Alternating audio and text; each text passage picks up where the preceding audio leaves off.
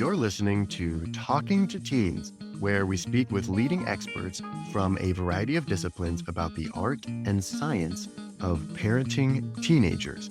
I'm your host, Andy Earle. We're talking today about how to help your teenager become a math whiz. As parents, we want to help our kids understand the things that they're studying.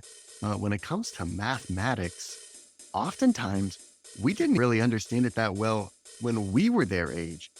It doesn't get any easier if we're arts and humanities people. Maybe we studied English or philosophy or history in college. How are we supposed to be there for our teens and help them become the brilliant mathematicians that we know they can be? Today's guest, Ben Orlin, is a math teacher. He writes a popular blog called Math with Bad Drawings, and he is the author of the new book, Math for English Majors. Ben's going to speak with us today about how parents can deepen our understanding of mathematics so we can be there for our teens when they need help. Ben, welcome to the Talking to Teens podcast. Thanks so much for having me, Andy. I'm excited to chat. You've been writing about math and also drawing bad pictures for quite some time now. Can you talk a little about what got you into doing this? Definitely a strange path. I remember being in school and thinking, how did these people come up with their career paths? And you'd ask someone and they'd give you this bizarre answer. It was like, oh, that took 8 coincidences along the way. This is totally unrecreatable. And that's definitely how I wound up here. I loved school. I knew that was weird at the time, even as I was school. And I didn't want to do graduate school. So I said, you know what, teaching seems good. It's both still school, but it's the real world. You go meet some young people who are going to keep you honest and fresh. So I went into teaching and taught high school in California, but always loved writing too. So I was always writing on the side. For a while, those were just separate threads in my life. I was writing, I was teaching. These were different things. It took a few people saying it to me before it got through to my head. Like, you know what you should do? You should write about math education because you're teaching math, you're writing, you've got things to say about math. Finally, I braided them together and started a blog called Math with Bad Drawings on the theory that math throws people. There's a lot of people who it puts on the wrong foot. And a lot of that is the experience of feeling bad at it, feeling like you don't know what to do, feeling like other people know it better, know it faster. And so I wanted to lead with my wrong foot. I genuinely can't draw. I'm not doing some kind of deliberately minimalist style. I never doodled as a child. I have poor fine motor skills. I really can't draw very well. So I was like, okay, math is visual. We need some drawings. So I'm going to draw. And that's fine. I'm going to lead with that, the thing that I know is not my skill set. And maybe that'll make the conversation a little more welcoming, a little more open for people who feel like maybe math isn't their strongest subject. And so started writing online, and then that sort of a series of stumbling happy coincidences became a book deal. And now I've done 4 books and as the Math with the Bad Drawings series.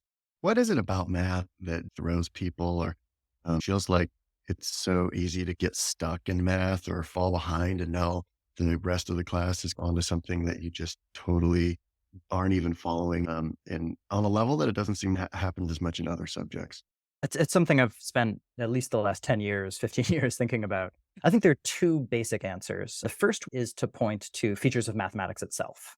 It's very abstract. The whole point of math is to take common features among detailed situations, and we're going to step away from the details and come up with an abstract language that can talk about all the details at once. Abstraction is tricky. We're concrete thinkers, sensory thinkers, and math is running away from our senses. So that's one feature that's tricky about math. And then the second answer is that it's a totally escapable feature, not of mathematics, but of school. How do we teach people math? We don't typically get to sit down with a friendly person who knows us well, one-on-one or in a small group with all the time in the world and talk through some ideas, and you get a problem to work on and they watch you solve it patiently and they maybe give you a little hint if you need it. Like, that's just not how we do it. You go to a room, maybe the room has windows if you're lucky. If you're surrounded by maybe 25 other people who are your age, that's just the efficient way to sort people. There's nothing about the kind of mathematics that you're learning or thinking about that unifies you necessarily. It's just like you were born within the same 12-month span. And a teacher who's got 5 groups of this, desperately trying to get through the day, gives you a worksheet to work on.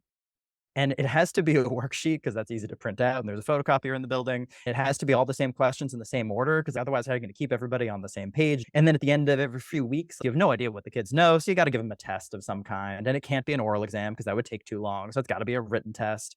And your period is 45 minutes long. That's how long they get for the test. So there's all these features that have nothing to do with math. They're just artifacts of bureaucratized schooling. But those become the experience of math. It just creates this inevitable feeling of looking on technical exercises. People finish those technical exercises in kind of the same order every day. There's always one kid that seems to get it done first. There's a few other kids who finish soon after that. I'm always the one who takes the longest. And is this stuff weakly distant correlated with what mathematicians think of mathematical thinking? And maybe a little, but it's not the essence of math, technical exercises. And yet that's the only experience people have of mathematics throughout most of their childhood. So no, I'm sympathetic to people who go through that experience and say, no, that wasn't for me. I didn't love that. But it can affect your confidence, I feel like, if you're struggling in math. It's, oh, this is supposed to be something that everybody learns or that everybody understands. If you're the one who's taking the most time or who's not getting it, and it feels like everyone else is getting it can start to make you feel bad about yourself. Yeah, absolutely. And I think the people I see that most with, it's actually not people who don't like school. If you don't particularly like school, math is fine. Math is like everything else, right? I don't like English. I don't like math, it's whatever. But at some point I get to go out and do a job and I can stop doing this homework. But it's the people who are actually pretty invested in some aspect of school or another, people who are maybe young people who are professionally ambitious or older people who they're in interesting professional careers that are kind of part of their self-actualization. They're in managerial roles or they're in creative roles. Their schooling was an important part of who they were. Their success at intellectual tasks was an important part of who they were, still is. But math was weird and different, and math didn't fit. And those are the people for whom math can feel like a threat or a challenge or something alienating, because you need to explain why, if I love books, learning, reading, and thinking, why don't I like this? Why is this painful and hard for me? I think it's the title of my most recent book is Math for English Majors. It's a proverbial English major, someone who cares about school and thinking and learning and curiosity. Those are the people for whom I think math poses the greatest challenge and threat. Interestingly, you draw a lot of parallels in the book to language and showing how, in a lot of ways, math overlaps with how we think about the way a sentence works and nouns and verbs and all this stuff. Can you talk a little about where all that came from or how you developed that? One of my favorite audiences to talk to, and this is what got me into teaching to some degree. I've had the privilege of teaching some students who love math and are really skilled at it, and that's fun. But actually, the students I like most are the ones I was just describing, those kind of proverbial English majors who they love to learn and they're curious, but math just feels disconnected from the rest of their intellectual life. I love teaching students like that. One, because there's a lot of gains to be made there. Two, because as a thinker, I love connecting things, building bridges between math and different subjects. And then three, what the manner of teaching students like that, to some extent, it's trying to put them at ease emotionally in the experience of learning math. But it's also drawing on all the wonderful equipment they have for thinking about the world and showing that this can be a bridge into math. The proverbial English major is usually someone who's thought a lot about language and enjoys language and has favorite quotations or favorite writers. There's things about the language they speak that they appreciate and enjoy. We have a certain amount of expertise in language, right? Like, to speak a language fluently is to have incredible expertise in it. 30,000 words, all these little grammatical ins and outs. And so there's a lot of expertise to draw on there. And it's not the lens we usually bring to mathematics, but it works. And I think especially with algebra, which is maybe the moment of maximal alienation. If you're watching 100 people start at kindergarten and walk along the path towards whatever math they might study in college, what's the moment when the most people just lie down on the path and start to sob and not want to go on? I think algebra one might be the moment when you lose the most, the moment of greatest attrition for being engaged with the project of learning mathematics. Um, There's all these symbols yeah. coming out of nowhere. Oh my gosh, the number of times it's funny. People all say the same thing, and for each of them, it comes to them spontaneously. They're not copying each other. But the line of "I enjoyed math until I got to the letters." Why are there letters in math? I liked the numbers, but when the letters got involved, there shouldn't be letters in math class. And like that sort of half joke, half truth. I've heard that from so many people. It's a really ubiquitous sentiment. And what's the way of handling that transition? Thinking about this book and thinking about my editor, she was my test reader, and then someone who an English major and who felt that way going through math education. Language, I kept coming back to language as not just a metaphor, but as a description of what's happening. An equation is a sentence, but it's not a sentence that works quite the way you expect. Coming out of primary school, when you hear 2 plus 3 equals 5, it feels like plus is the verb. Because like adding is something in English, add is a verb, and it's something I do to the numbers. I add 2 and 3. But in math, it's actually not the verb. It's more like and or with preposition or a conjunction, right? 2 and 3 equal 5. So equal is the verb. Math is a very weird language because in English, we have all sorts of lovely verbs, right? The writing advice you get is pay attention to your verb should be powerful and kinetic and interesting. And in math, you can't do that. We've only got three verbs. They're equal, one is bigger, the other one is bigger. So really two verbs. And that's it. But you look at a page of equations, it's all sentences of the form, this is equal to that. And it's a very narrow form of discourse, but it turns out a very powerful form of discourse because those kinds of statements let you preserve exactly what two things are the same. And it becomes a game of paraphrase. To solve an equation is to take a description of some number and then slowly paraphrase that description until you come out the other side with the number is 6.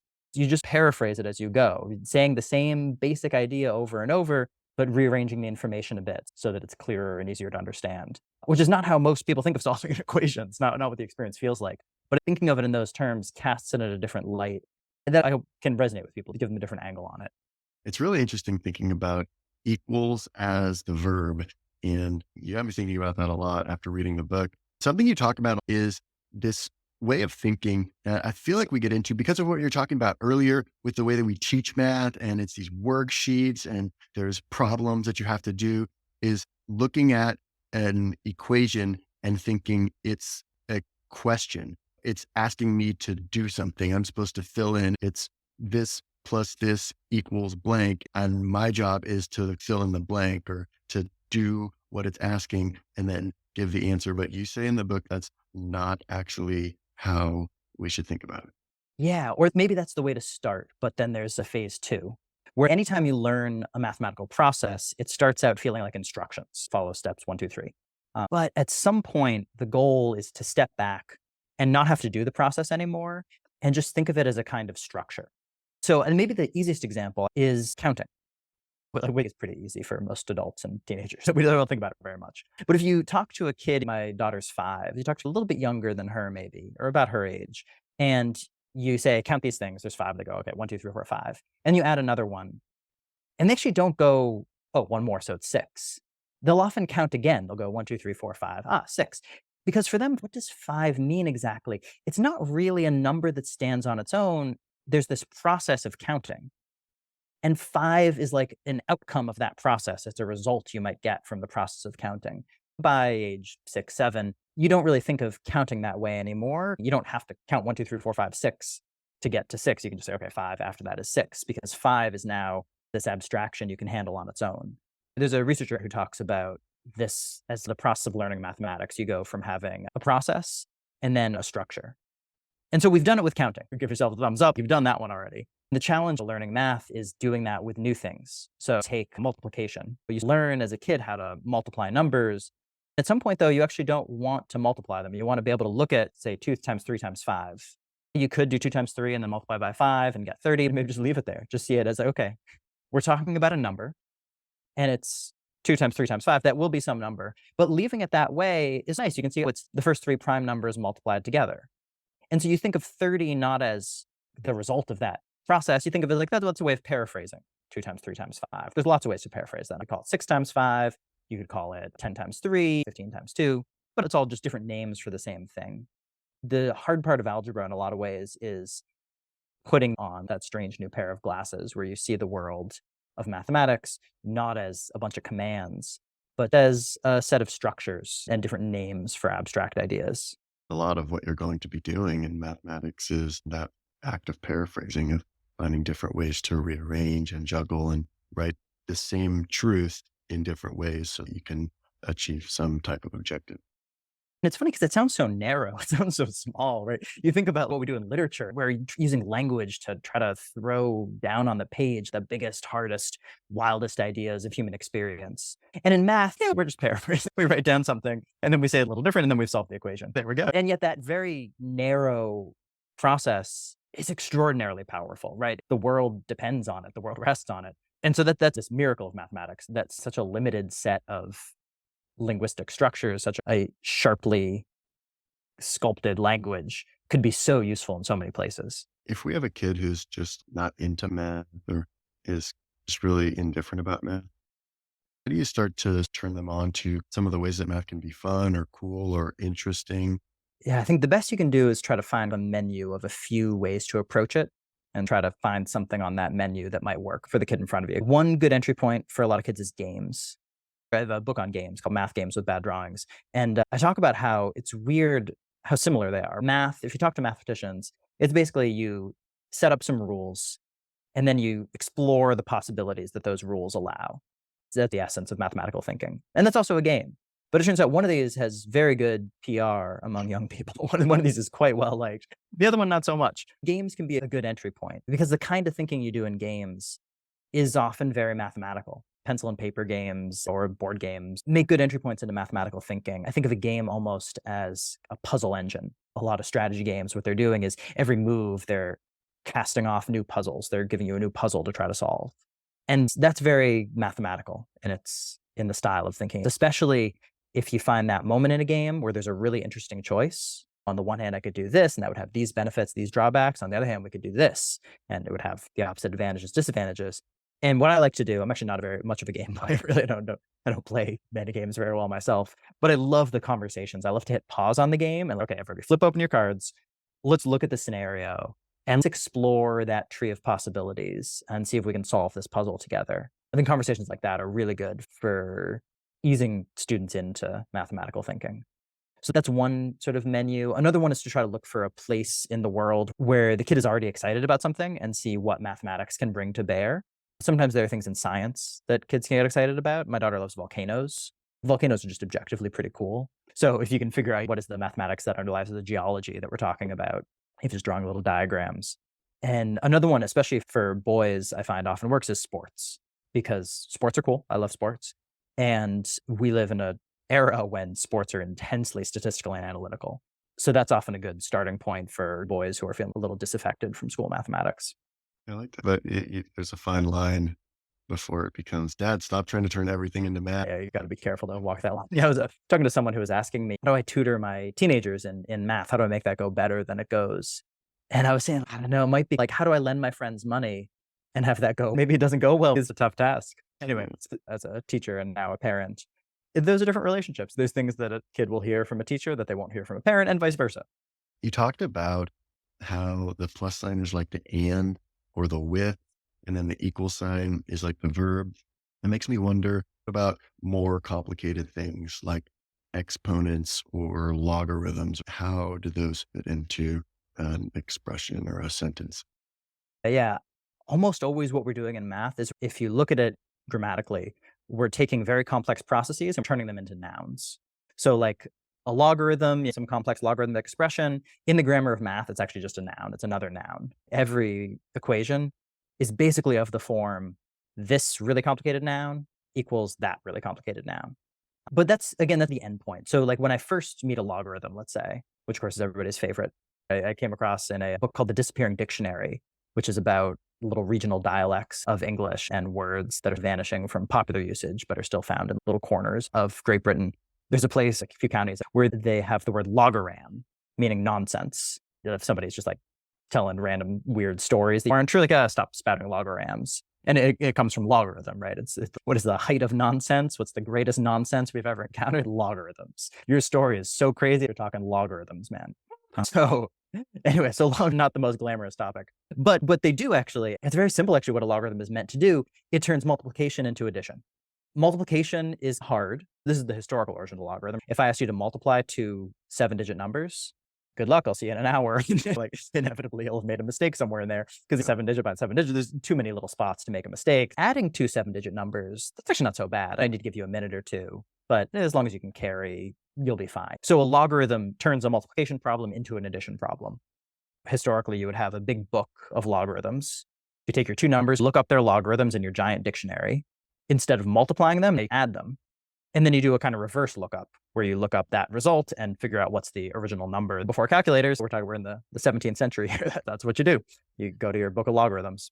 So that's what logarithms were originally for. Today, the use is the same, turning multiplication into addition, but not literally, because we have calculators and phones and we don't need to do that. But with earthquakes, which we measure on a logarithmic scale, earthquakes vary dramatically in size. I lived in California for a while, feel a little earthquake shaking my apartment. Yeah, I'd feel it like a 4.0 close to my apartment. I would feel that. And then there's the largest one I've ever had, the 9.0, which sounds like it's 5 steps larger. It's actually millions, billions of times larger, right? It's way bigger. A logarithm turns those multiplications into addition plus 2. It takes vastly different quantities and puts them on a linear scale that you can access. Drink some that. Yeah, exactly. Thank you so much for taking the time to come on the show today. It's been really fun speaking with you and really fascinating. Can you talk a little bit about where people can go to find out more about you, the work you're doing, maybe follow updates from you or learn about what you might be working on next? My blog is mathwithbaddrawings.com. And then I'm on, reluctantly, but still nevertheless, on different social media platforms. On what was once known as Twitter, I'm Ben Orlin there. And Instagram, I'm Math with Bad Drawings. And those may be the main ones. And then, yeah, my books are Math with Bad Drawings, Math Games with Bad Drawings, and the most recent one is Math for English Majors. Thanks so much for the conversation. I really appreciate the work you do, and it's fun talking to you about it. We're here today with Ben Orlin talking about how parents can brush up on our mathematical knowledge. And we're not done yet. Here's a look at what's coming up in the second half of the show. A formula is nothing more than a wise equation. What do you mean by that? I think there's so much of algebra that's just saying the same thing differently. Just one of the useful things we do. In math, it's almost the essential thing we do. Math is a language, and so there's different ways to say things, and we have preferences for some over others. There's lots of ways to be wrong in math, but also lots of ways to be right. There's different ways to say the same thought. Students need to understand what they're writing. There's no way around it. You can't speak a language if you don't know what any of the words mean. But you need to play the game, and you need to practice the skills that make you good at the game. Math was never a rich and rewarding part of my education. So how do I make my student not go through what I went through? It gets you thinking about math in a different way. I can really see it sparking some great conversations among parents and teenagers on all kinds of different topics. Want to hear the full interview? Sign up for a subscription today. It's completely affordable, and your membership supports the work we do here at Talking to Teens. You can now sign up directly through Apple Podcasts. Thanks for listening, and we'll see you next time.